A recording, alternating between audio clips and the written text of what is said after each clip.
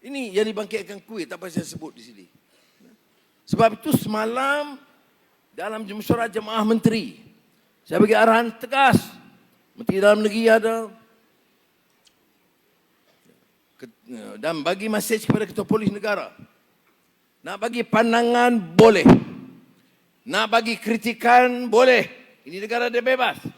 Tapi kalau kamu ganggu gugat keselamatan negara dan kamu cuba khianati, persulitkan keselamatan dalam keadaan ada tamu negara kita, percayalah, saya akan ambil tindakan maksimal, tangkap mereka dan humbankan mereka.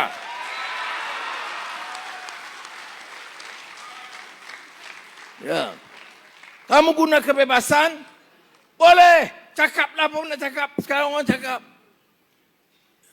Dan saya nak ingatkan kawan-kawan kita, baik Melayu ke Cina di sini. Cina kurang sikit, India. Cina dia tak bising ke bab ni. Ini masalah Melayu dengan India ni. Nak buat masjid, bantu. Nak dakwah, terus. Bagi sambutan, silakan.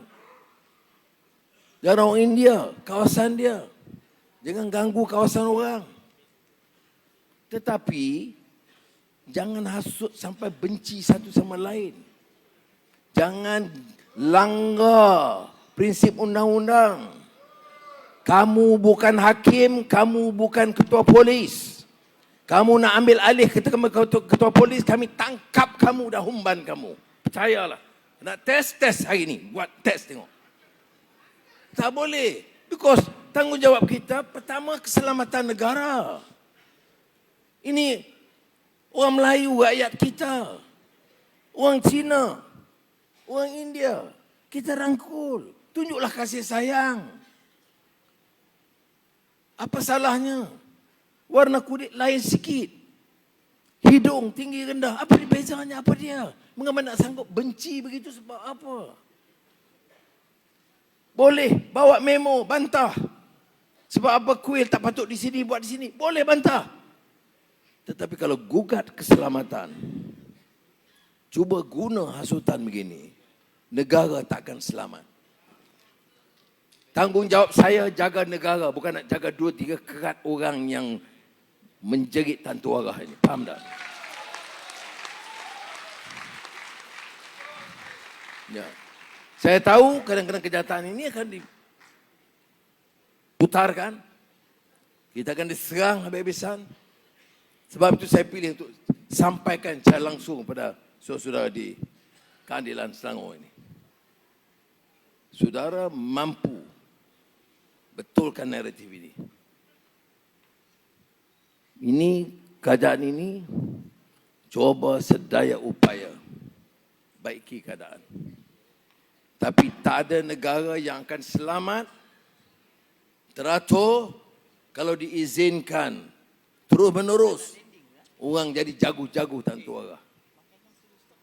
Saya tegaskan, ya, kawan-kawan India pun ada. Saya tidak setuju dengan percambahan kuil-kuil tidak mengikut peraturan yang ditetapkan. Mesti ikut peraturan. Sama seperti masjid atau surau. Atau gereja. Tetapi jangan timbul permusuhan. Jangan langgar peraturan. Dan orang-orang Melayu yang nak bangkitkan isu ini, ikut peraturan dan hukum. Kalau dah kita langgar, hasilnya kebencian, masalah tak selesai. Sebab itu, saya terpaksa keluarkan arahan tegas semalam, hentikan. Malah ada orang tegur, dah lama dah kita biar ni berlarutan.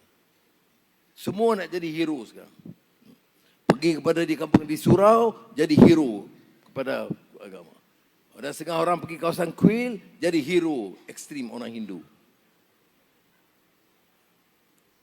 Tapi kita korbankan kepentingan perpaduan negara kita.